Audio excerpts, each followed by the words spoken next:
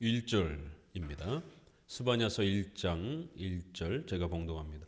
아몬의 아들 유다 왕 요시야의 시대에 스바냐에게 임한 여호와의 말씀이라. 스바냐는 히스기야의 현손이요 아마랴의 증손이요 그다랴의 손자요 구시의 아들이었더라. 스바냐는 앞서 서론에서 말씀드린 것처럼 구약의 종말론에 또 이러한 아주 중요한 교리들을 우리가 함께 배워갈 수 있는 소중한 내용이 담겨 있다라고 말씀을 드렸습니다.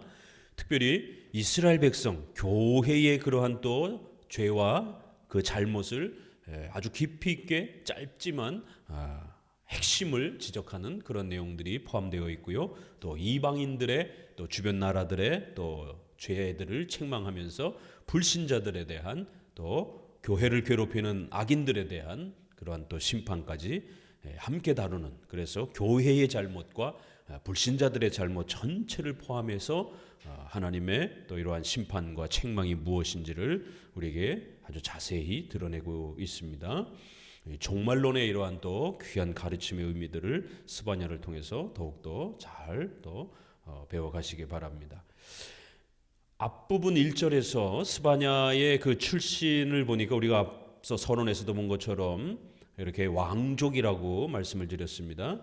눈에 띄는 인물은 히스기야의 그러한 고손자, 현손, 고손자.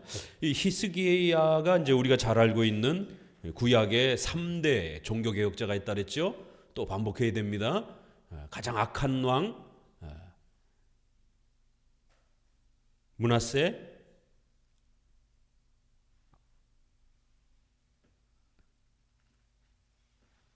아마샤, 그리고 가장 훌륭한 종교개혁을 일으켰던 세 분이 있습니다. 요사밧, 히스기야, 요시야. 바로 요시야는 이 스바냐의 같은 시대의 그러한 왕이다라고 이렇게 말씀을 드렸습니다. 스바냐 선지자와 요시야 왕을 같이 역사적 배경 속에서 우리가 함께 살펴가면서 이해할 때 더 잘 이해할 수가 있습니다. 특별히 구약은 더더욱 이 역사적 그 사건과 내용들이 함께 겹치기 때문에 꼭 기억하시면서 어떤 역사적 배경과 또 어떤 왕들과 연결된 그러한 또 사건인지를 역사적 해석을 충실하게 잘 해가면서 문법적인 그 문맥을 따라서 문법적 해석을 착실하게 잘 읽어내가면 여기에서 가르치는 중요한 그 종말론의 의미와 교리가 무엇인지를 또 우리가 정확하게 찾아갈 수 있는 것입니다. 그러한 교리의 내용을 따라서 이제 주관적인 해석을 해야 되는 거예요. 그래서 성경은 항상 객관적인 읽기를 먼저 해야 되는 것이고, 그리고 난 다음에 그 핵심 교리를 찾아냈으면 그 핵심 교리는 구약이나 신약이나 동일하다라는 것이에요. 역사적 차이는 분명히 납니다. 우리가 신구약의 통일성에 대한 부분을 우리가 배워가는 것처럼 그 역사적 배경에 따라서 문자의 표현들이 구약엔 제사의 이런 표현들이 많기 때문에 그런 차이는 분명히 존재하는 것이에요. 그래서 구약을 읽을 때는 더더욱 바로 뛰어들어가면 안 됩니다. 마치 내 상황과 이 스바냐의 상황이 일치가 되는 것처럼 그렇게 바로 뛰어들어가면서 묵상을 하면 안 돼요. 항상 객관적으로 도대체 이 스바냐서가 이 시대 당시에 무엇을 책망하고 있었던 것인지, 그 책망의 핵심적인, 특별히 종말론과 관련된 그 핵심적 책망이 무엇인지를 보단히 찾아내야 돼요. 그리고 그 찾아낸 교리가 객관적으로 확보가 됐으면 그 다음에는 내 삶에 어떻게 적용될 것인가, 그 핵심적 교리는 모든 시대의 구약이나 신약이나 그 본질은 동일한 것이, 문법적 표현이라든가 역사적 배경은 차이가 있는 것이죠. 오늘 우리 시대에는 스바냐도 없고 요시야 왕도 없는 것이에요.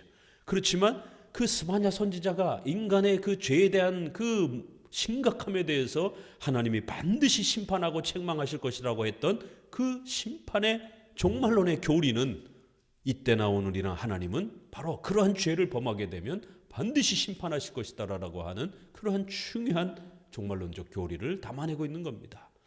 그럼 바로 그러한 책망 앞에 여러분을 적용해야 되는 거예요. 이제 주관적으로.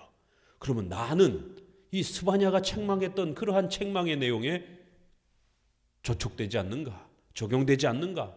나는 같은 잘못을 범하고 있지 않는가? 살펴보셔야 된다는 것이죠.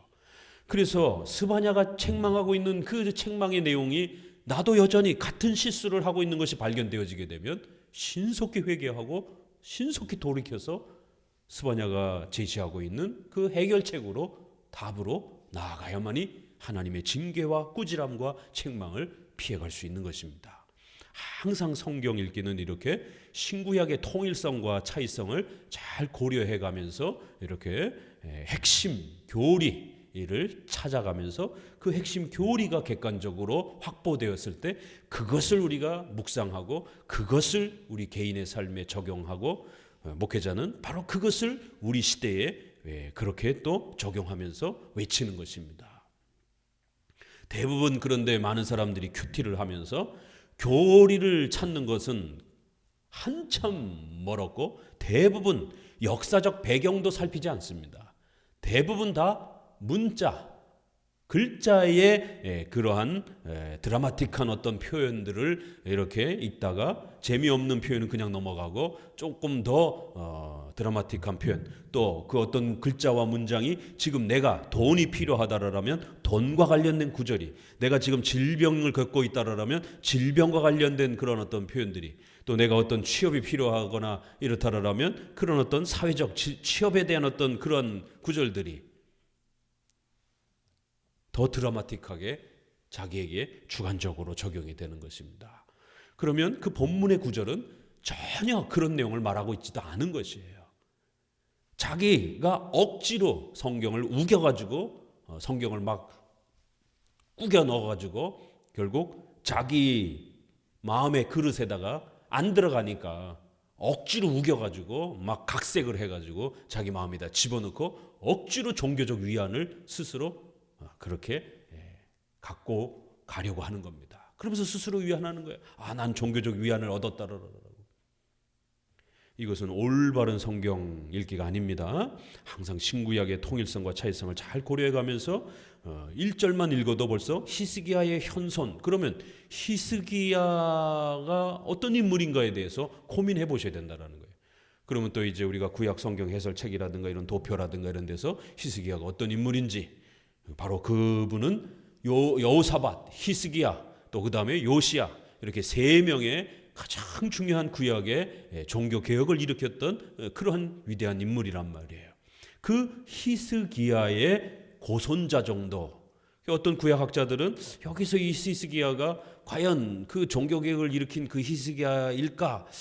너무 객관적 어떤 사실이 확정돼 있지는 않지 않느냐라고 이렇게 조금 퀘션 마크를 하긴 하지만 그러나 전체적인 이 앞부분에 요시야 시대부터 시작해서 히스기야 또 그다랴 굿이 이렇게 펼쳐져가는 그런 내용들을 보면 충분히 왕족의 또 그러한 가문이고 또 그러면 히스기야와 연관된 직접 후손 직계 후손이 있을 수도 있고 또 이렇게 히스기야가 할아버지면 그 히스기야 다음에 왕으로 이어지는 가문도 있지만 또 이렇게 형제들이 있으니까 그 형제의 또 손자가 될 수도 있는 것이고 얼마든지 또 직계 손자냐 또 이렇게 연결된 손자인가를 또 얼마든지 우리가 살펴볼 수 있는 것이에요. 그러면 전체적으로 히스기야의 그 가문과 연결된 거로 보는 게 보아도 충분합니다. 이 히스기야로부터 그렇게 또 이런 소중한 선지자가 일으켜졌고 그 히스기야를 통해서 이런 신앙의 또 내용들이 전수가 되고 보존이 되어진 또 그러한 역사까지도 우리가 잠시나마 또 살펴볼 수 있는 것입니다.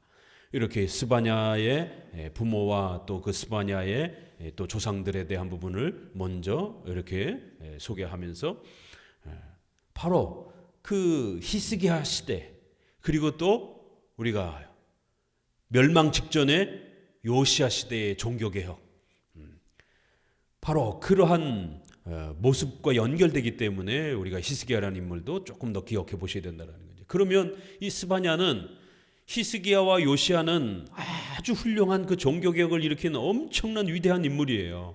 그렇지만 이제 우리가 이 스바냐서의 이 스바냐는 요시야 왕이 본격적으로 등장하기 그 직전의 인물로 이렇게 평가가 됩니다. 그러면 아직은 종교개혁이 일어나지 않은 그 종교개혁을 준비해가는 어떻게 보면 가장 어두울 때잖아요. 종교개혁이 본격적으로 일어나고 많은 사람들이 동참하고 막 이러면 조금 힘이 나지만 그 종교개혁을 준비하는 그 과정 중에 있을 때는 아직도 사람들은 동참하지 않고 아직도 사람들은 무관심하고 이러한 그 어둠이 끼어있는 그러한 시기에 이제 이렇게 스바냐가 사역하고 있는 것입니다. 종교개혁이라고 하는 큰 두 인물의 이러한 부분들을 보면서 그러한 히스기야 시대 때도 그랬을 것이고 또 역시 요시야 시대 때의 이 스바냐도 또 그렇게 다시 한번 이 종교개혁에 대한 이러한 또 많은 부분들을 고민하면서 회개운동을 또 준비하고 성도들을 하나님의 말씀으로 준비시키고 이런 많은 과정들을 진행해 가고 있는 겁니다. 이제 그러다가 요시야가 어떻게 성전 수리를 하다가 율법책이 딱 발견이 된 겁니다. 그리고는 이제 그 율법책을 펴서 읽기 시작하니까 너무너무 놀라운 책망이 스바냐가 했던 이런 책망들이 또 그 앞선 선조들이 했던 책망들이 낱낱이 들어있는 거예요. 스승이 성경책을 그렇게 창고 구석에다가 어디에 박혀 있는지도 모르고 그것도 수리하다가 겨우 발견해가지고 벌써 이 정도로 요시야 시대가 스바냐 시대가 하나님의 예배에 대해서 관심이 없고 하나님의 말씀을 배우는 것에 대해서 관심이 없고 교리를 배우는 데 관심이 없고 하지만 이들은 예배는 많이 드리고 있었어요. 제사는 많이 드리고 있었습니다. 종교적 행사들은 많이 행하고 있었습니다. 벌써 여기까지만 설명해도 우리 시대와 굉장히 비슷한 것이에요. 예배는 굉장히 많이 드리고 있는데 성경적인 그러한 율법에서 가르치는 예배는 전혀 없는 거예요. 그 율법책을 발견하고 레위기를 발견하고 이러면서 다시 레위기를 읽어보기 시작하니까 자기들이 예배 드리고 있던 거하고는 전혀 다른 모습인 거예요. 모세오경 십계명을 읽기 시작하니까 십계명의 이러한 중요한 윤리와 관련된 신앙과 관련된 핵심 교리들을 다 잊어버리고 있었던 거예요. 교리를 싫어하는 것이에요. 그런데도 여전히 제사는 진행돼 가고 있고 더 많은 예배와 신앙의 이러한 종교적 행사들은 진행돼 가고 있는 거예요. 그럴 때 이제 스바냐가 1장에서 이스라엘 백성들을 향해서 바로 그 교회의 죄가 무엇인지 이스라엘 백성들의 그 죄가 무엇인지를 먼저 파헤치기 시작하는 이제 내용들이 쏟아져 나오는 것입니다. 2절 같이 읽습니다. 여호와께서 가라사대 내가 지면에서 모든 것을 진멸하리라. 계속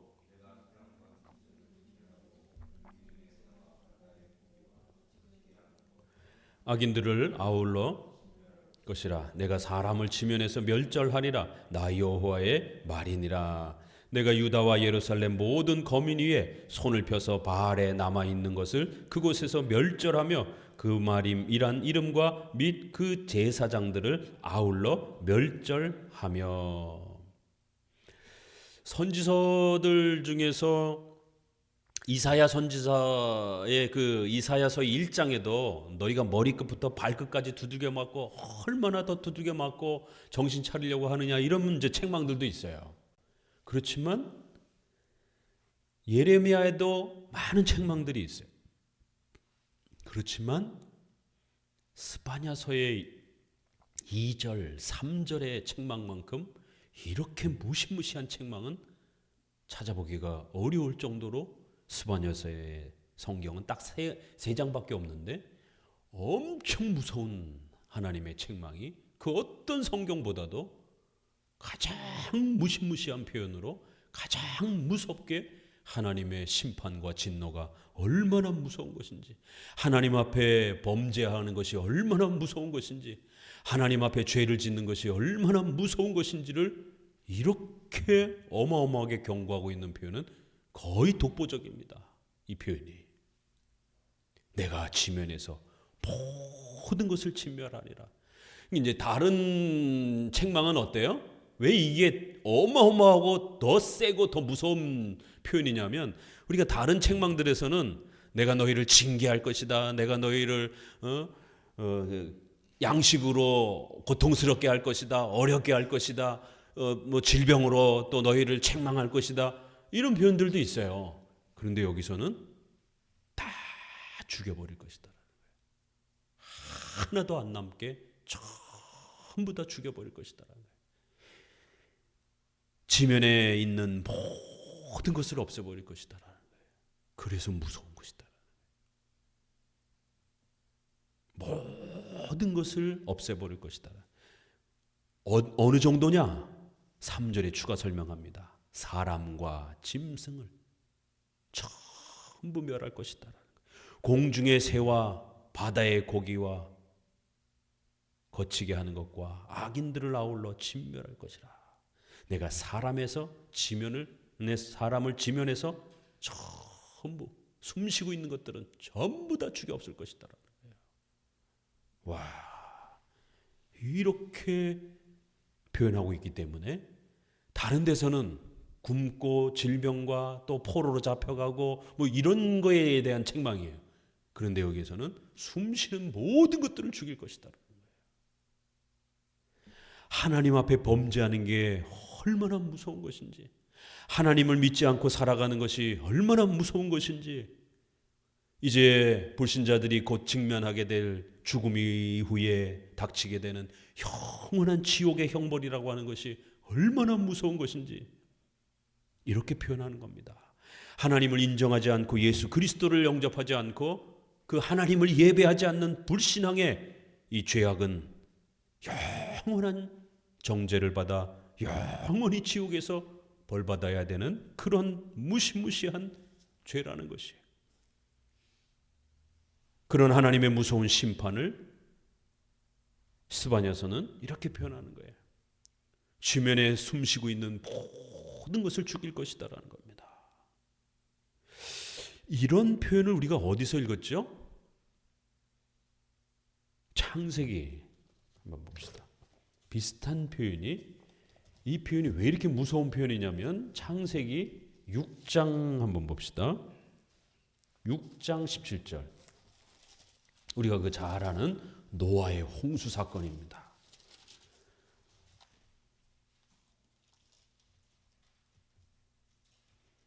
6장 17절 같이 읽어봅니다. 내가 홍수를 땅에 일으켜 무릇 생명의 기식 있는 육체를 천하에서 멸절하리니 땅에 있는 자가 다 죽으리라. 하나님께서 홍수를 일으켜서 땅에 있는 모든 육체들을, 숨쉬는 모든 육체들을 없애버릴 것이다라는 거예요. 땅에 있는 자를 다 죽일 것이다라는 겁니다. 결국 하나님의 말씀대로 7장에 나아가게 되면 22절에 육지에 있어 코로 생물의 기식을 호흡하는 것은 다 죽었더라.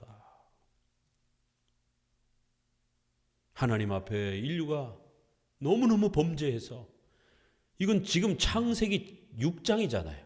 5장밖에 안 지났어요. 3장부터 시작하면 3장, 4장, 5장, 석 장밖에 안 지났습니다. 그런데 인류는 바벨탑 사건과 같은 죄악된 사건을 거듭하면서 하나님 앞에 전 인류가 멸절당할 정도로 어마어마한 죄악의 창궐함이 폭발해가는 거예요. 하나님이 인류를 그냥 내버려 두었다가는 하나님의 창조의 그 질서와 내용들이 다 붕괴될 정도로 그렇게 인류의 죄악이 폭발해가고 있는 거예요. 그래서 하나님께서는 인류를 전멸시키는 그런 무시무시한, 물로서 심판하시는, 전 세계를 심판하시는 그런 심판을 집행하신 것입니다. 그런데 오늘 이 스바냐서에서는 더 무시무시한 표현이 나오고 있는 거예요. 왜 그렇습니까? 노아는 노아의 홍수 사건은 물로다가 심판을 했기 때문에 물속에 있는 고기들은 살아남았어요. 땅에 지면에 숨쉬는 육식 동물들과 사람이 죽은 것이에요. 물로 다 심판했기 때문에 물속에서 살던 것들은 다 안전하게 그냥 생명이 보존된 거예요. 그런데 오늘 표현은 어떻죠? 공중의 새와 사람과 짐승, 호흡 있는 것들을 다 죽일 것이고 고기와 바다의 고기와 거기에 거하는 모든 물고기들도 전부 다 죽일 것이다라는 거예요. 악인들을 아울러 진멸할 것이다라는 거예요. 최후 심판에는 이렇게 모든 것이 진멸될 것이다라는 거예요. 노아의 홍수보다 더 무시무시한 심판이 지면 위에 숨쉬는 것, 또 지면 아래의 물 아래에 숨쉬며 살아가는 모든 것이 멸절될 것이다라는 거예요. 특별히 악인들, 하나님을 믿지 않고 예수님을 영접하지 않은 불신자들은 이 멸망의 핵심이 될 것이다라는 거예요.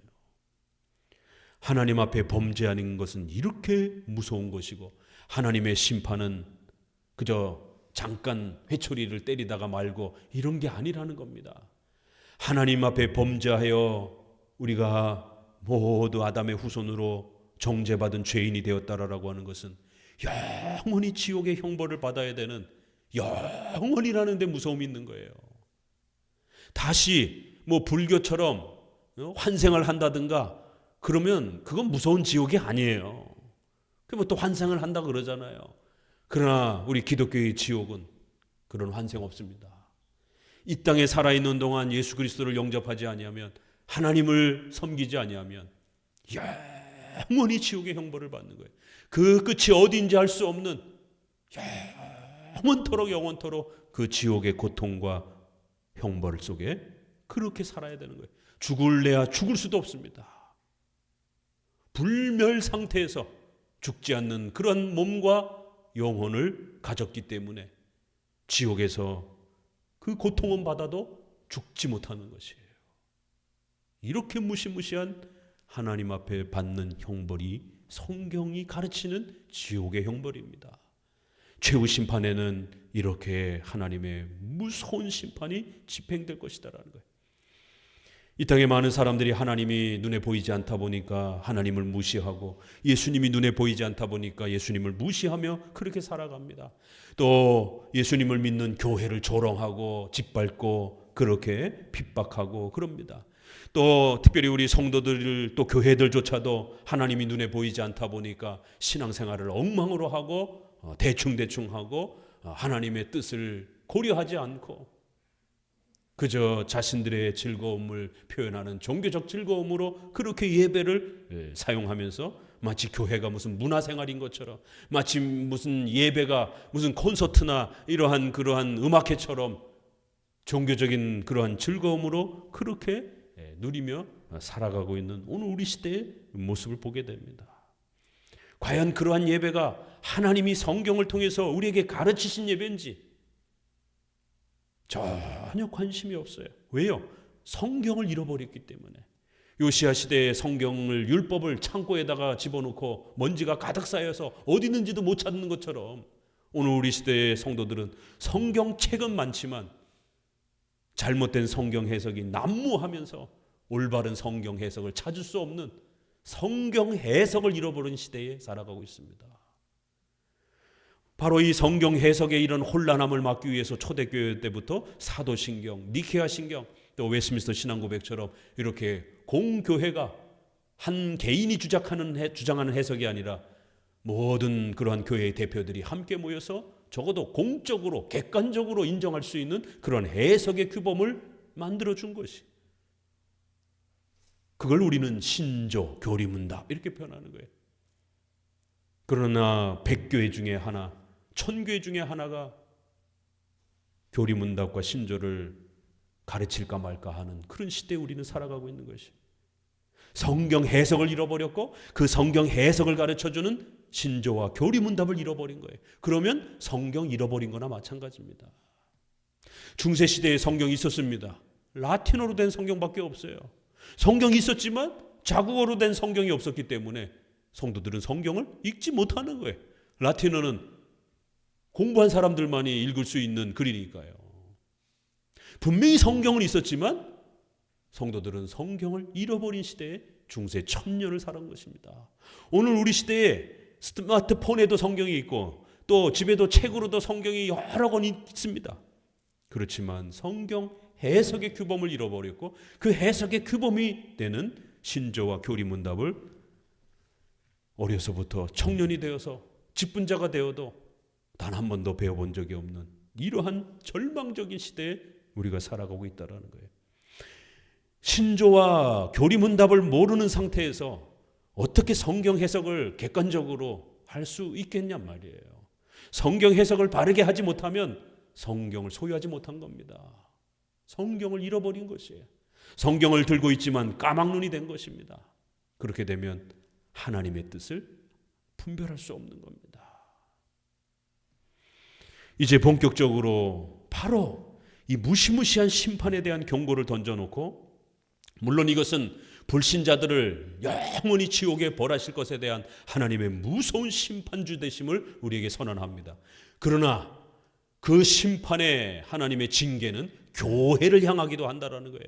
비록 그 교회를 지옥에 떨어뜨리는 건 아니지만 그 교회가 하나님 앞에 바르게 예배하지 못하고 신앙이 망가지고 하나님의 뜻을 제대로 분별하지 못하는 그러한 불신앙적 나태한 신앙에 빠지게 되면 무서운 책망과 징계로 하나님께서는 그 교회를 징계하실 수 있다는 거예요.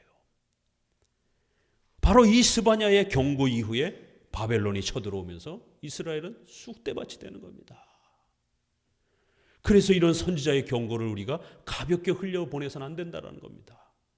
이 선지자의 경고를 듣고 오늘 우리 시대에 우리 자신과 교회를 고쳐나가지 않는다라면 이 스바냐가 경고한 그 경고들이 오늘 우리 시대에게도, 그 시대에는 바벨론의 침략을 통해서 그러한 고통과 징계를 주셨다라면 오늘은 다른 방식으로도 얼마든지 코로나라고 하는 그러한 바이러스의 질병을 통해서도, 또 지금 중국과 또 이러한 대만의 전쟁이라든가 또 이러한 동아시아 지역의 이러한 우리의 생존을 위협하는 이러한 6.25 시대와 같은 구한말 시대와 같은 아주 서구 열강의 아주 극렬 대립의 이런 위기의 시대를 지금 우리는 코앞에 직면하고 있는 겁니다.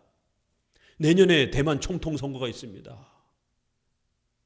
그리고 2026년에 미국 선거가 다가옵니다. 그리고 시진핑이 4번째 연임을 하려고 하는 때가 다가옵니다. 그러면 역사 속에는 항상 이런 중요한 정치적 사안들이 있을 때 전쟁이 일어납니다.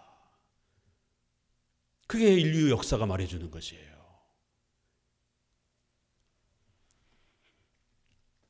아주 큰 위기 앞에, 서구 열강들의 그러한 충돌 앞에 작은 나라인 대한민국은 또다시 구한말 시대처럼 6.25 시대처럼 생존을 또다시 하나님 앞에 의지해야 되는, 하나님 이 땅에 전쟁이 일어나지 않게 해주옵소서. 혹시라도 전쟁이 일어난다 치더라도 우크라이나처럼 똘똘 뭉쳐가지고 백성들이 하나가 돼서 그렇게 싸울 의지라도 있다라면 좋겠는데, 우리나라의 정치와 정서를 보면 진보와 보수는 하늘 아래서 절대로 서로 같이 살 수 없을 정도로 서로 미워하고 적대시하고, 내란이 안 일어나는 게 신기할 정도로 전 세계 유일한 분단 국가에서 공산주의와 민주주의라고 하는 이러한 이념이 아직 사라지지 않은 그러한 사회적 구조를 가지고 있는 우리나라란 말이에요. 아프리카 수단 보세요. 내전이 일어나니까 어떤 일이 벌어지는가. 우리 정치의 뉴스들을 통해서 울려 퍼지는 그 뉴스들을 보게 되면 진보가 하는 어떤 정치적 행위는 보수 쪽에서는 아주 적대시하면서 콩으로 매주를 쓴다 해도 다 싫은 거예요. 보수 쪽에서는 윤 대통령이 미국 방문을 하고 그런 정치적인 어떤 행위를 잘했던 못했던 간에 모든 게 다 꼴보기 싫은 거예요. 서로를 혐오하고 적대시하는. 만약 우리가 전쟁이 났을 때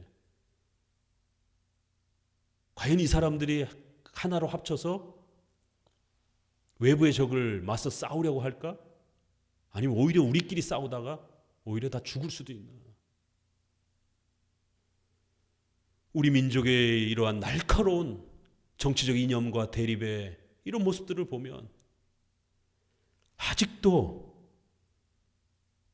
우리의 교회들이 그 정치 한복판에 들어가서 오히려 불을 지르고 있는 목회자들이 더 정치적 이념에 빠져서 백성들을 선동하고 그렇게 더 과격하게 상대방을 미워하도록 그렇게 자극하는 이런 참혹한 모습들을 봅니다. 과연 이 서구 열강의 이 틈바구니 앞에서 전쟁이라도 날라치면 과연 이 분열되어 있는 이 민족이 힘을 합쳐서 싸울 수나 있겠는지. 정말 매일매일 하루하루 이 아웅다웅하는 이 두 그룹이 내전이 안 일어나고 이렇게 살아가고 있는 이 자체가 정말 기적이에요. 하나님이 긍휼히 여겨주셔서 6.25 전쟁을 겪은 나라, 세계 유일의 분단 국가를 아직도 형성하고 있는 나라가 아프리카처럼 수많은 나라들이 내전을 겪고 있는데도 불구하고 우리나라는 아직도 내전을 안 겪도록 하나님이 붙잡아 주시고 긍휼히 여겨주시지 않았다라면 수백 번, 수천 번도 더 내전이 일어날 수밖에 없는 그러한 정치적, 사회적 구조와 백성들의 정서인데, 바로 그러한 위기 속에 얼마든지 우리는 교회가 정신 차리지 못하면, 성도들이 정신 차리지 못하면 스바냐가 바벨론의 침략을 앞에다 두고 이 무시무시한 책망을 마지막으로 살 길을 가르쳐주는 그 메시지를 던지고 있는 겁니다. 이 메시지에 귀를 기울이지 아니한다라면 오늘 우리도 앞으로 1년 뒤에 2년 뒤에 근대 현대국가의 100년사에 구한말 시대와 6.25 시대, 그 다음이 지금 세 번째로 이런 사회학자라든가 역사학자라든가 또 의식 있는 목회자들은 가장 대한민국의 세 번째 위기가 찾아오는 2026년, 2027년.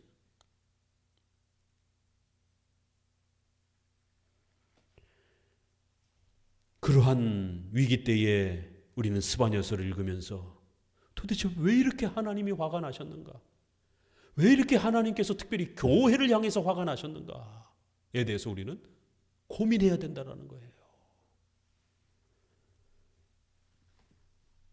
세 가지 이유가 나옵니다.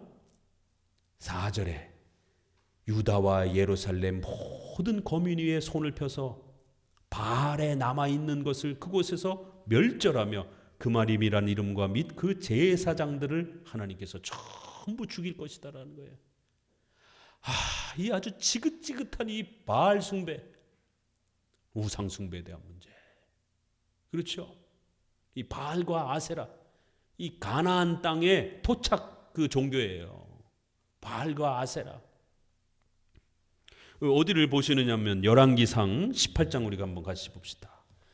이 바알과 아세라 때문에 이 토착 그 종교 때문에 얼마나 이스라엘 백성들이 곤욕을 치르는지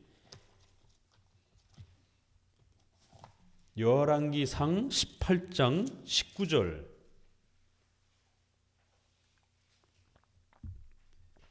20절 읽어보도록 합니다. 같이 읽습니다. 그런즉 보내어 온 이스라엘과 이세벨의 상에서 먹는 바알의 선지자 450인과 아세라의 선지자 400인을 갈멜산으로 모아 내게로 나오게 하소서. 아합이 이에 선지자들을 갈멜산으로 모으니라. 21절 엘리야가 모든 백성에게 가까이 나와 이르되 너희가 어느 때까지 두 사이에 머뭇머뭇하려느냐. 여호와가 만일 하나님이면 그를 쫓고 바알이 만일 하나님이면 그를 쫓을지니라 하니 백성이 한 말도 대답지 아니하는지라. 바알 선지자 450명, 아세라 섬기는 또 제사장 400명, 850명을 데려다 놓고 싸우는 장면이 나옵니다. 그런데 문제는 백성들이 양다리를 걸치고 있는 거예요. 하나님도 섬기고 바알도 섞어서 섬기고, 이 종교적인 우상숭배, 종교 혼합주의에 대한 문제입니다. 백성들이 아무 소리도 안 하는 거예요. 도대체 왜 교회의 예배가, 제사가 이렇게 바알 제사와 섞여 있느냐? 예배를 드리는 것도 아니고 안 드리는 것도 아니고, 온갖 이방 종교의 그런 화려한 그러한 예배 스타일들이 이스라엘 백성들의 제사의식에 다 들어와 있는 것이에요. 오늘 우리 한국교회의 예배는 점점 로마 카톨릭화돼 가고 있습니다. 로마 카톨릭만 설치했던 파이프 오르간, 수억씩이나 되는 그 파이프 오르간이 어느새 한국교회의 벽을 장식하고 있어요. 큰 대형교회 치고 파이프 오르간 없는 교회가 없어요. 그 중세 시대에 다 그 우리가 유럽에 여행 가게 되면 그 성당 같은 데 들어가 보면은 전면에 다 그렇게 파이프 오르간을 설치한 게 바로 카톨릭의 그 예배 스타일인 것이에요. 그 화려한 악기를 동원해서 예배를 화려하게 하고, 창문과 또 이러한 벽 장식을 스테인드 글라스로 온갖 화려한 그러한 물감으로 장식하는, 도대체 이게 교회인지 성당인지 구별이 안 됩니다. 바깥에서, 안에서도 그렇고. 중세시대가 왜 망가졌는지, 왜 천년이라고 하는 이 어둠의 이 고통을 백성들이 당했는지, 온갖 이방 종교들을 끌어다가 이방 종교의 그런 예배와 스타일들을 교회 안에 섞어가지고 성경이 가르치는 예배와 신앙이 다 망가진 거예요. 그래서 종교개혁자들이 목숨을 걸고 오직 믿음으로, 오직 성경으로 하면서 성경으로 돌아가자라고, 바른 예배로 돌아가자라고 외쳤던 겁니다. 로마 카톨릭도 멀쩡히 다 예배 드리고 있었어요. 그런데도 타락한 예배, 변질된 예배라는 것이, 바알을 섬기는 그 제사장, 그마림이라고 하는, 이것도 바알을 섬기는 제사장을 말하는 것이, 그러한 제사장들을 전부 죽일 것이다라는 거예요. 두 번째, 무릇 지붕에서 하늘의 일월 성신에게 경배하는 자와 경배하며 여호와께 맹세하면서 말감을 가리켜 맹세하는 자. 여기도 보세요. 여호와를 가리켜 맹세도 해요. 예배도 드리는 거예요. 제사도 드리는 거예요. 제사를 안 드리고 있는 게 아닙니다. 여호와를 가리켜 맹세도 하고 예배도 드리고, 그런데 또 뭐예요? 1월 성신, 하늘의 별과 태양을 섬기면서 말감, 이 몰렉이라는 거예요. 이 므낫세가 왜 가장 악독한 왕이냐면, 자기의 소원을 신에게 빨리 응답받고 싶으면 자기의 가장 소중한 거를 바쳐야 돼. 이거 우리가 옛날에 영화 같은데, 고대 영화 같은 거 보면 이런 거 나오죠, 그렇죠? 신에게서 뭔가를 응답받고 싶으면 자기의 가장 소중한 걸 바치라라고. 그러면 가장 소중한 게 대부분 뭐예요? 자식인 거예요.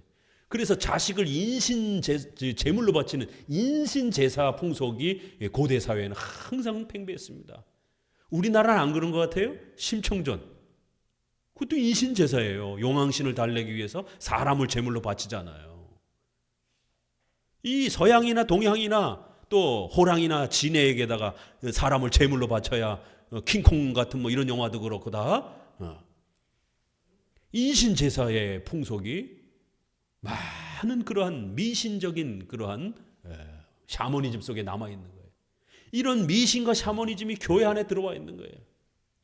1월 달에 좋은 성경 구절, 복받을 것이다라는 성경 구절만 뽑아가지고 제비 뽑기를 합니다. 무슨 새 좀 치는 것도 아니고, 토종비결 보는 것도 아니고, 그래서 1월 1일에 성도들 앞으로 나오라 해가지고 달그락 하면서 그 중에 하나 뽑으면 하나님께서 너에게 건강에 복을 주실 것이다. 뭐 요한인 3서 범사가 잘 되고 내 육신이 강건하기로, 하나님이 나의 육신을 치료해 주시겠구나. 이런 말씀은 안 집어넣어요. 스바냐서의 이런 말씀은. 전부 다 죽일 것이다. 뽑으려면 66권 다 갖다 놓고 뽑아야죠. 그러면은 이사야 1장 말씀, 머리부터 발끝까지 두들겨 맞고 얼마나 더 두들겨 맞으려고 정신 못 차려, 이런 말씀 여기에 싹 죽여버릴 거야. 이런 말씀은 왜 안 뽑아요? 그러면 벌써 거기서부터 목사가 성경을 나누는 거죠. 이런 말씀 불편한 거예요. 종말론과 관련된 말씀들은 불편한 거예요. 싫은 거예요. 책망하고 벌받겠다는 말씀 다 빼버리는 거예요. 벌써 여기서부터 하나님에 대한 올바른 태도가 깨져버리는 겁니다. 자기 입에 달면 삼키고 쓰면 다 갖다 버리는 것이에요. 신앙을 그런 식으로 하면 어떡합니까? 하늘의 일월 성신을 섬기고 몰렉신을 섬기고 그러면서도 여호와께 맹세하는 거예요. 세 번째, 6절을 같이 읽어봅니다. 여호와를 배반하고 쫓지 아니하는 자와 여호와를 찾지도 아니하며 구하지도 아니하는 자들을 멸절하시리라. 세 번째로는 여호와를 배반하는 자, 하나님을 쫓지 않는 자, 불신자로 우리가 취급해도 되겠죠. 이렇게 세 가지의 이러한 죄악들을 책망하면서 또 세 번째는 불신앙적인 그러한 또 성도들 안에 하나님을 배반하고 하나님께서 우리의 삶에 고난과 어려움을 주니까 팩토라져가지고 삐져가지고 교회 나오지도 않고 고난과 아픔의 이러한 때는 하나님을 외면하고 이런 식으로 신앙생활하는 거예요. 좋을 때만 하나님 찾고 세 가지의 이러한 신앙적 죄에 대해서 이스라엘 백성들의 잘못들을 하나님께 맹세도 하고 예배도 드리면서 온갖 미신과 또 온갖 우상 숭배들이 같이 섞여서 예배가 다 망가져 있고 신앙도 다 망가져 있고 또 스바냐서의 배경이 되는 요시아에 보게 되니 율법책도 어디 있는지도 모르고 우리 열왕기 하 23장 봅시다.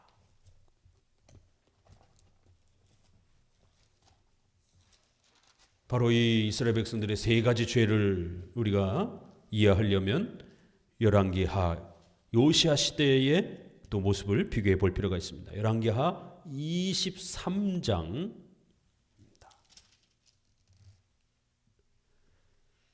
요시아 왕이 마지막 종교개혁을 해보려고 애를 쓰면서 성전을 수리합니다. 23장 1절에 보니 왕이 보내어 유다와 예루살렘 모든 장로를 자기에게 모으고 이에 여호와의 전에 올라가매 유다 모든 사람과 예루살렘 거민과 제사장들과 선지자들과 모든 백성이 물은 노소하고 다 왕과 함께 한지라. 왕이 여호와의 전 안에서 발견한 언약책의 모든 말씀을 읽어 무리의 귀에 들리고 왕이 대위에 서서 여호와 앞에서 언약을 세우되 마음을 다하고 성품을 다하여 여호와를 순종하라. 그 계명과 법도와 율례를 지켜 이 책에 기록된 이 언약의 말씀을 이루라. 이 언약책이 뭐냐면 바로 우리가 22장의 끝부분에 있는 이러한 말씀에서 나오는 책입니다. 성전을 수리하다가 책을 발견한 것이에요. 22장 5, 6절 여호와의 성전을 수리하게 하되 이러면서 6절에 수리하게 하라. 8절을 같이 읽어봅니다. 22장 8절 대제사장 hil기야가 서기관 사반에게 이르되 내가 여호와의 전에서 율법책을 발견하였노라 하고 그 책을 사반에게 주니 사반이 읽으니라. 10절 또 왕에게 고하여 가로되 제사장 hil기야가 내게 책을 주더니 다 하고 왕의 앞에서 읽음에 11절 왕이 율법책의 말을 듣자 곧 그 옷을 찢으니라. 깜짝 놀란 거예요. 그 먼지가 가득 쌓인 율법책을 찾아서 읽기 시작했더니 거기에 예배를 어떻게 드려야 되는지, 예배를 잘못 드렸을 때 하나님 앞에 어떻게 책망받을 수 있는지 자기들은 엉망진창으로 예배를 드리고 있었던 것이에요. 자기들은 화려하게 예배를 드리고 있다라고 생각했지만 그것은 이방신들의 미신의 이런 것들을 온갖 것을 섞어서 그렇게 예배드리고 있는 겁니다. 그래서 시급히 23장에 이제 백성들을 불러 모아놓고 야, 큰일 났다. 우리의 예배와 우리의 이러한 신앙이 엉망진창이었다라는 것을 이제 성경을 읽으니까 깨닫게 되더라는 것이에요. 말씀드린 것처럼 창고에다가 율법책을 집어던져 놓고 가르치는 선생도 없고 배우려고 하는 사람도 없고 이제서 성경책을 읽어보니까 찬송이 틀린 거예요. 찬송은 오직 시편 찬송을 기본으로 해서 이스라엘 백성들은 예배 찬송으로 불렀던 겁니다. 오늘 우리 시대에 시편 찬송을 보존하고 있는 교회가 얼마나 됩니까? 오늘 우리 시대에도 성경적인 찬송을 다 잃어버렸습니다. 성경적인 설교, 율법책을 읽어주고 강해를 하고 소개하는 것이에요. 짜집기 설교하는 게 아닙니다. 율법책을 전체를 읽어야 되는 거예요. 여기 조금 저기 조금 이런 식으로 율법책을 읽으면 안 되죠. 그럼 무슨 내용인지 어떻게 합니까? 율법책을 펼쳐서 차례대로 전체를 읽어야 되는 거예요. 그래야 무슨 뜻인지 알아듣는 겁니다. 오늘 우리 시대에 강의 설교가 없어졌어요. 20분짜리 15분짜리 제목 설교만 남아 있습니다. 성경 그 자체를 설명하는 1시간짜리 강의 설교는 들을 수가 없어요. 종교개혁자들이 목숨을 걸고 회복했던 성찬도 다 잃어버렸습니다. 1년에 한 번, 두 번 할까 말까에. 성찬에 대해서 한 번도 교육한 적이 없습니다. 저도 모태신앙 가까이 어려서부터 신앙생활했지만 성찬에 대해서 정식으로 배운 것은 신학교에 들어가서 그것도 장로교를 좋아하는 교수님을 만나서 그분에게 처음 30살이 거의 다 돼가지고 이게 말이 됩니까? 모태신앙인데 도대체 이들의 형편과 우리의 형편이 뭐가 다르냐라는 거예요. 하나님이 주신 제사와 번제와 또 그 소제와 화목제와 속건제와 속제제 다 잃어버린 거예요. 그런데도 이 시대에는 스바냐 시대 예배는 많이 드리고 있는 거예요. 전국 곳곳으로 주일마다 얼마나 많은 예배들이 드려지고 있습니까? 앞에서 찬양단이 아주 기가 막힌 음성으로 수십억 수억씩이나 되는 파이프 오르간으로 얼마나 기가 막히게 노래하고 있습니까? 근데 시편 찬송은 찾아볼 수가 없어요. 이게 심각한 겁니다. 그래놓고 본인들은 멋있게 예배드렸다라고 하는 것이 오케스트라가 쫙 앉아서 엄청난 그 감미로운 멜로디로 그렇게 예배를 보조합니다. 그러나 시편 찬송을 잃어버렸어요. 이게 남 얘기가 아닙니다. 성경을 창고에 집어던지고 성경을 읽지도 않고 해석하지도 못하고 그 해석의 규범으로 우리 선조들이 남겨준 사도신조 웨스트민스터 신앙 고백을 단 한 번도 배워본 적이 없어요. 저도 사도신조를 30년 동안 예배 시간에 사용하고 고백했지만 단 한 번도 교회 안에서 사도신조를 배운 적은 없습니다. 그냥 껍데기만 있는 거예요. 그걸 왜 하는지도 모르는 거예요. 신학교에 들어가서 장로교 신학자 밑에서 처음으로 본디와 빌라도에게 고난을 받으시고 무슨 뜻인지 저리로서가 무슨 뜻인지 처음 배웠습니다.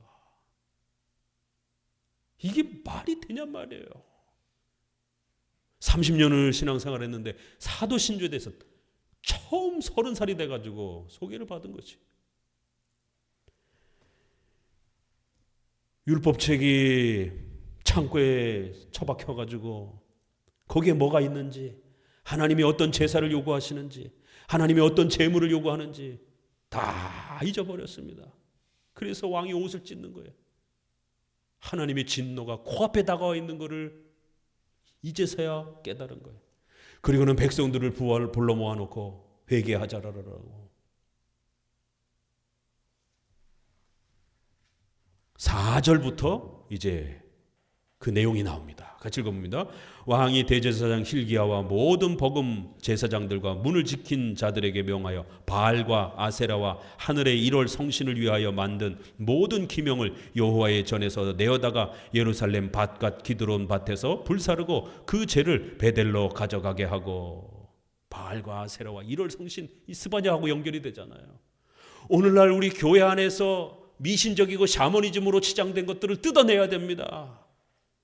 수많은 그러한 예수님 그림이라든가 이런 조각상들이라든가 뜯어내야 되는 거예요. 우리 종교개혁자들은 그런 공간에서 예배드리지 않았습니다. 파이프 오르간이라든가 이런 걸로 예배드리지 않았습니다. 뜯어내야 되는 것이에요. 그 죄를 전부 다 멀리 갖다 버리라는 것이에요. 5절 같이 있습니다. 옛적에 유다 왕들이 세워 유다 모든 고을과 예루살렘 사면 산당에서 분향하며 우상을 섬기게 한 제사장들을 폐하며 또 바알과 해와 달과 12궁성과 하늘의 모든 별에게 분향하는 자들을 폐하고. 이 무자격자 목회자들 다 제거하라는 것이에요. 이 무자격 제사장들 다 제거하라는 것입니다. 오늘날 무자격 목사들이 얼마나 많습니까? 무슨 1년, 2년 만에 목사 안수를 받고.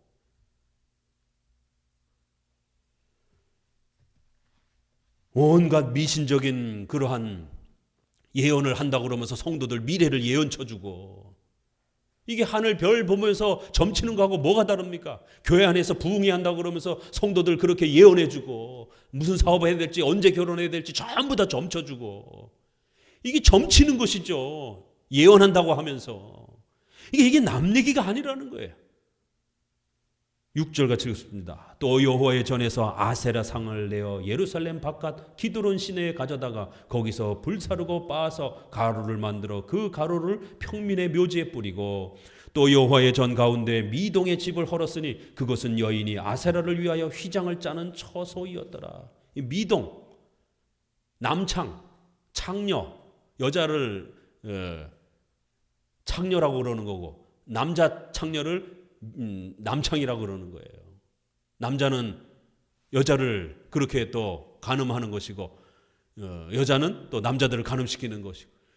이게 육적인 간음이 아니라 성전의 제사장에 남자 사제와 여자 사제가 있는 거예요. 그래서 우리가 영화 같은 데 보면 신의 계시를 딱 받고는 신의 계시를 받으면 그 남자하고 여자는 자야 되고 또 남자들은 그 여사제하고 잠자리를 하는 거예요. 성적 동침을 하면 그 신의 능력과 계시를 이제 백성들이 원하는 사람들이 점을 받고 예언을 받는 겁니다. 그걸 남창 여창이라고 그러는 거예요. 여사제 남사제. 그 성전에 있는 여사제 남사제를 말하는 거예요. 미동 남창을 말하는 겁니다. 아세라 이 성전에서 점쳐주는. 야, 이 이스라엘이 어떻게 이렇게까지 망가질 수 있었을까? 8절 또 유다 각 성읍에서 모든 제사장을 불러오고 또 제사장이 분향하던 산당을 게바에서부터 부엘세바까지 더럽게 하고 또 성문의 산당들을 헐어버렸으니 이 산당들은 부유한 여호수아의 대문옥이 곧 성면 왼편에 있었더라.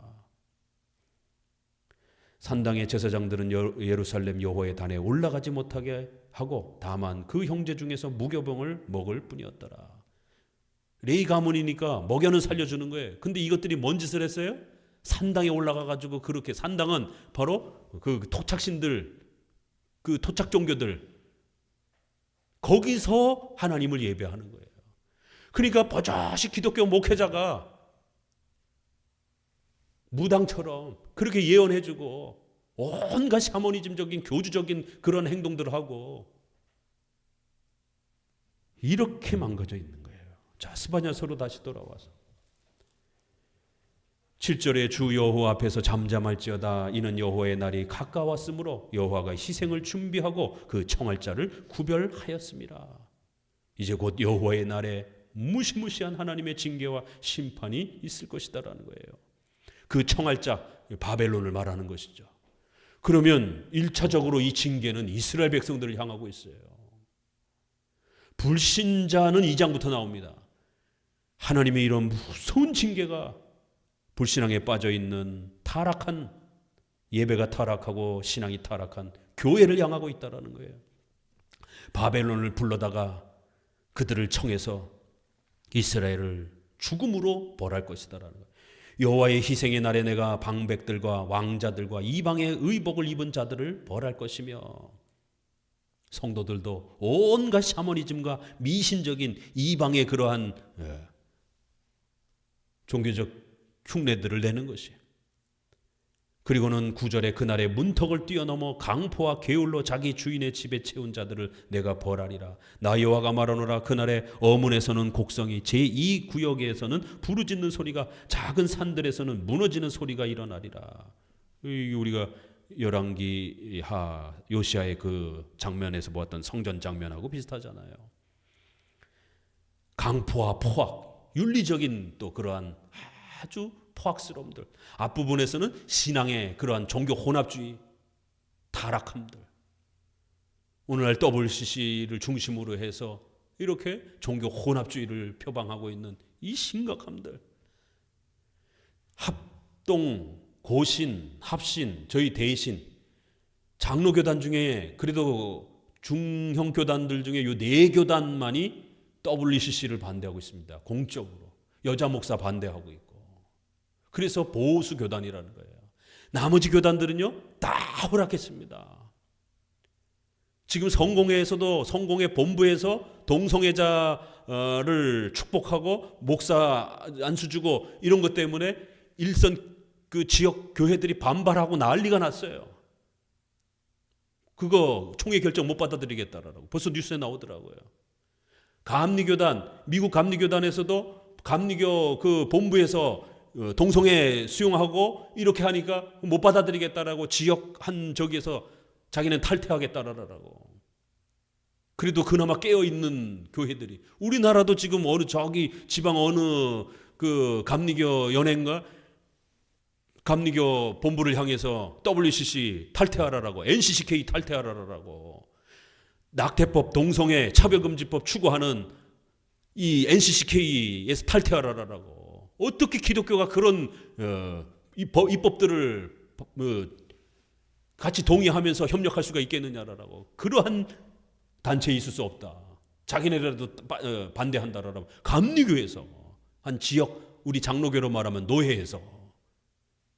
근데 뭐 총회가 아직 감리교 본부가 움직이지 않고 있으니까 그래도 그나마 깨어있는 작은 그룹들이 반발하고 있는 거예요. 우리는 교단적으로 그래도 이 4교단이 보수적으로 기독교의 본질과 가치를 지키고 있는 겁니다. 나머지는 다 엉망이 된 거예요. 지금 우리도. 이게 지금 남의 얘기가 아닌 거예요. 십계명 다 잃어버렸습니다. 기독교 윤리가 다 망가졌어요. 십계명 가르치는 교회가 없어요. 2개, 신앙과 관련돼서, 윤리와 관련해서 엉망이 되었다라는 거예요. 11절, 막데스 거민들아 너희는 애곡하라. 가나안 백성이 다 패망하고 은을 수운하는 자가 끊어졌습니다. 이 금으로 장사하는 이러한 것들 다 너희가 잃어버리게 될 것이다라는 거예요. 포악스러움으로 그렇게 돈을 벌고 주머니를 채우고 이런 행위들이 이제는 다 중단될 거라는 거예요. 그때 내가 등불로 예루살렘에 두루 찾아 무릇 찢기같이 가라앉아서 심중에 스스로 이르기를 여호와께서 복도 내리지 아니하시며 화도 내리지 아니하시리라 하는 자를 벌하리라. 그들의 재물이 노략되며 그들의 집이 황무할 것이라. 그들이 집을 건축하나 거기 거하지 못하며 포도원을 심으나 그 포도주를 마시지 못하리라. 결국 신앙과 윤리가 망가지니까 어떤 일이 벌어져요? 하나님에 대해서 까막눈이 된 거예요. 하나님의 섭리에 대해서 아무런 헤아림 분별도 못하는 거예요. 하나님이 복도 내리지 않고 화도 내리지 않는다라는 거예요. 하나님은 우리 생활에 관심이 없다라는 거예요. 이게 다 섭리의 중요한 교리잖아요. 모든 것을 하나님이 감찰하시고 살피시는 이 섭리의 교리를 갖고 살아야 성도들이 조심하고 겸손하고 또 그 섭리의 법칙을 따라 십계명의 원칙대로 집행되어져 가는 그 하나님의 섭리를 읽어내면서 하나님이 기뻐하시는 길을 선택하려고 하고 하나님이 징계하시는 길을 피해가려고 애를 쓴단 말이에요. 그런데 십계명을 잃어버리고 이렇게 섭리를 잃어버리게 되면 하나님의 뜻을 분별을 못하게 되는 거예요. 오늘날 예정교리, 작정교리, 섭리교리 가르치는 교회가 어디 있습니까? 잃어버린 거 많죠. 얘기하다 보니까. 그나마 장로교회 중에서도 개혁주의를 부르짖는 그런 교회들만이 여전히 섭리교리를 외치고 있는 거예요. 보전, 협력, 통치. 생전 들어보지도 못한 말.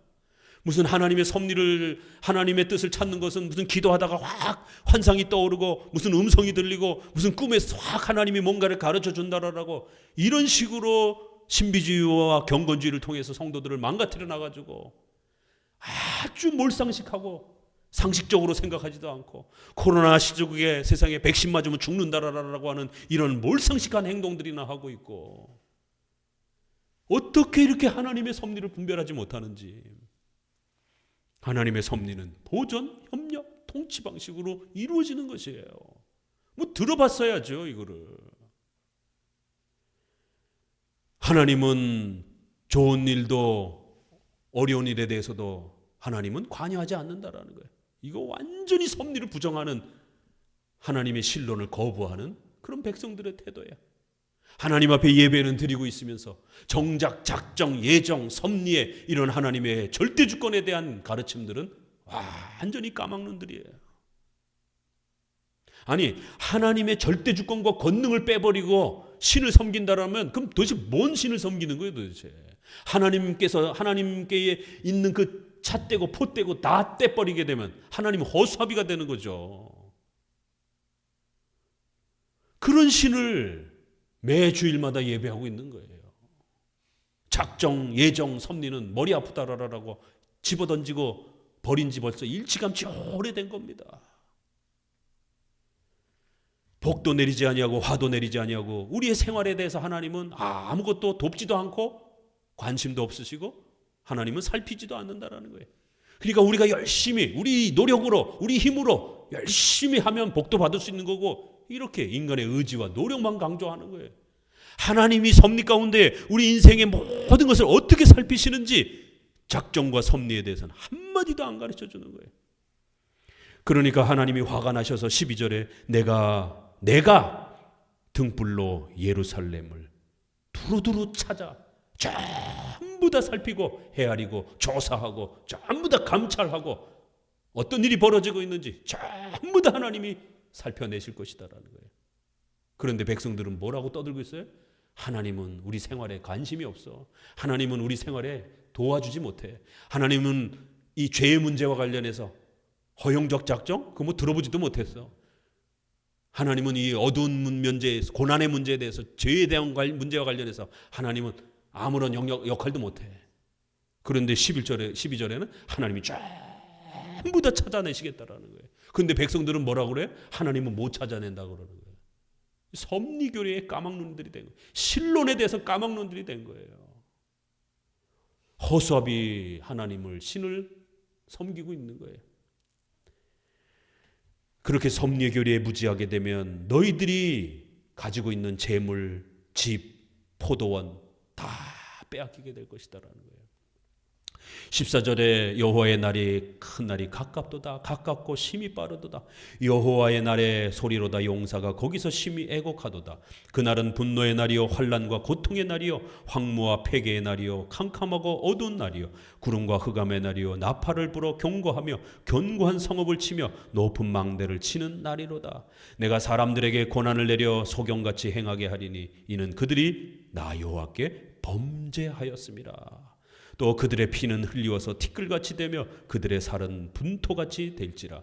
그들은 은과 금이 여호와의 분노의 날에 능히 그들을 건지지 못할 것이며 온 땅이 여호와의 질투의 불에 삼키우리니 이는 여호와가 이 땅의 모든 거미를 멸절하되 놀랍게 멸절할 것입니다.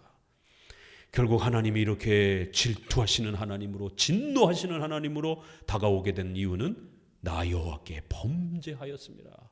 하나님께 범죄했기 때문에 이런 일이 벌어진다는 거예요. 하나님은 여호와의 큰 날을 통해서 최후 심판에도 벌하시지만 이 여호와의 큰 날은 또 작게는 섭리적 현재의 또 심판도 말씀하시는 것입니다.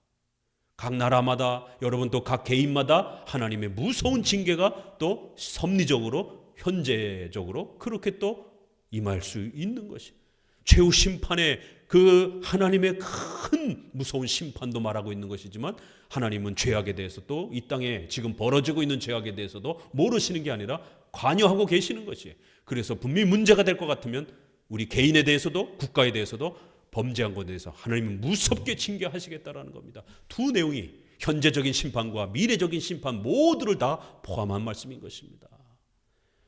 범죄하지 않도록 조심하셔야 되는 거예요. 특별히 1장은 교회를 향한, 성도를 향한 엄중한 책망입니다. 예배를 회복해야 되고 율법책을 찾고 종교개혁을 일으킨 것처럼 성경을 읽고 성경을 통해서 예배를 회복하고 십계명을 통해서 우리의 윤리를 회복하면서 올바른 신앙을 회복하며 하나님의 섭리의 뜻을 잘 헤아려가는, 그래서 하나님이 기뻐하시는 그러한 일들을 옳게 분별하며 선택할 수 있는, 순종해 갈 수 있는 그런 신앙을 회복하지 못한다라면 이 스바냐의 무서운 징계가 우리에게도 여전히 해당될 수 있는 것입니다. 요시야 시대의 백성들이 잃어버렸던 그 수많은 제사와 그 규칙들은 오늘 우리들에게도 마찬가지로 강해 설교도 잃어버리고 시편 찬송도 잃어버리고 성찬도 잃어버리고 장로 정치도 잃어버리고 신조도 잃어버리고 올바른 예배적 질서와 교회 정치 질서들을 다 잃어버렸잖아요. 지금 남아있는 게 없어요. 스바냐서의 종말론이란 먼저 우리 자신이 하나님 앞에서 듣고 반성하며 성경으로 바르게 돌아와서 우리의 신앙을 회복하며 주님께 도와달라고 또 그렇게 요청해야만 되는 것입니다. 오늘 우리 시대에 다시 한번 우리가 먼저 이 스바냐의 말씀 앞에서 회개하고 눈물을 흘리며 다시 새로운 제2의 종교개혁이 오늘 우리 시대에 일어날 수 있도록 기도하셔야 됩니다. 그래서 좋은 훌륭한 목회자들이 또 좋은 훌륭한 성도들이 이런 말씀을 갈망하는, 이러한 성경적 개혁을 갈망하는 그러한 목회자와 성도들이 이 땅에 다시 한번 일어설 수 있도록 추수할 일꾼들을 하나님 우리에게 다시 보내주옵소서. 기도하시는 우리 성도들이 되시기를 주의 말씀으로 권면을 드립니다. 기도합니다.